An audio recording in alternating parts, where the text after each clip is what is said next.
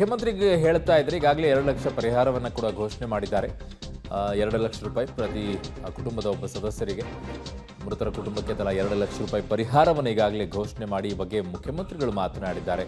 ಸಂತಾಪವನ್ನು ಸೂಚಿಸಿದ್ದಾರೆ. ಸಂತಾಪ ಸೂಚಿಸೋದಷ್ಟೇ ಅಲ್ಲ ಸರ್, ದಯವಿಟ್ಟು ಈ ಹೈವೇಗಳಲ್ಲಿ ರಸ್ತೆಗಳಲ್ಲಿ ನಿಲ್ಲಿಸುವಂಥ ಲಾರಿಗಳನ್ನು ನಿಲ್ಲಿಸಬೇಡಿ ಅನ್ನುವಂಥದ್ದು ಏನಾದರೂ ಒಂದು ಬದಲಾವಣೆ ತೊಗೊಂಡು ಬನ್ನಿ. ಅದಕ್ಕೆ ಅನೇಕ ರೀತಿಯಾದಂಥ ಅಪಘಾತಗಳೇ ಆಗ್ತಾ ಇದೆ. ಹೈವೇಯಲ್ಲೇ ಲೆಫ್ಟ್ ಸೈಡಲ್ಲಿ ನಿಲ್ಸೋಕ್ಕೆ ಶುರು ಮಾಡ್ತಾರೆ. ಅದಕ್ಕೊಂದಿಷ್ಟು ಜಾಗಗಳು ಇದ್ದಾವೆ, ಮಾಡಿದ್ದಾರೆ. ಅದನ್ನೊಂದು ಚೂರು ಆ್ಯಕ್ಟಿವ್ ಮಾಡೋ ರೀತಿಯಲ್ಲಿ ಮಾಡಿ. ಕಂಡಲ್ಲಿ ರಸ್ತೆಗಳಲ್ಲಿ ನಿಲ್ಲಿಸ್ತಾರೆ ವಾಹನಗಳನ್ನು.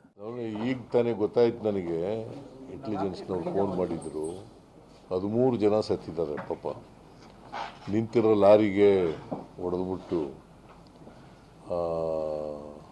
13 ಜನ ಕೆಂಪೋ ಏನೋ ಗಾಡಿ ಅದು ಸತ್ತೋಗಿದ್ದಾರೆ. ಮಕ್ಕಳು ಕೂಡ ಸತ್ತೋಗಿದ್ದಾವೆ.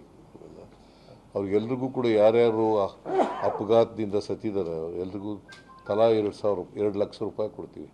ಸೊ ಇದು ಮುಖ್ಯಮಂತ್ರಿಗಳು ಮಾತನಾಡಿದರೆ 2 ಲಕ್ಷ ಪರಿಹಾರ, ಅದೆಲ್ಲವೂ ಕೂಡ ಓಕೆ ಸರ್. ಆದರೆ ದಯವಿಟ್ಟು ಈ ಸ್ಟೇಟ್ ಹೈವೇ ಆಗಿರ್ಬೋದು, ನ್ಯಾಷನಲ್ ಹೈವೇ ಆಗಿರ್ಬೋದು, ಈ ರಸ್ತೆಯ ಪಕ್ಕದಲ್ಲಿ ವಾಹನಗಳನ್ನು ನಿಲ್ಲಿಸ್ಕೊಂಡು ನಿಂತಿರ್ತಾರಲ್ಲ, ಅದನ್ನೊಂಚೂರು ಬದಲಾವಣೆ ಮಾಡಿ. ಲಾರಿಗಳಂತೂ ವಿಪರೀತವಾಗಿ ಕಾಟ ಕೊಡ್ತಾರೆ. ಅದಕ್ಕೇನಾದರೂ ಬದಲಿ ವ್ಯವಸ್ಥೆಯನ್ನು ಮಾಡಿಸಿ. ಅಲ್ಲಲ್ಲೇ ಜಾಗ ಇದೆ, ಕಂಪಲ್ಸರಿ ಅಲ್ಲೇ ನಿಲ್ಲಿಸುವಂಗೆ ಮಾಡಬೇಕು ನೀವು ದಯವಿಟ್ಟು ಆ ವಿಚಾರದಲ್ಲಿ.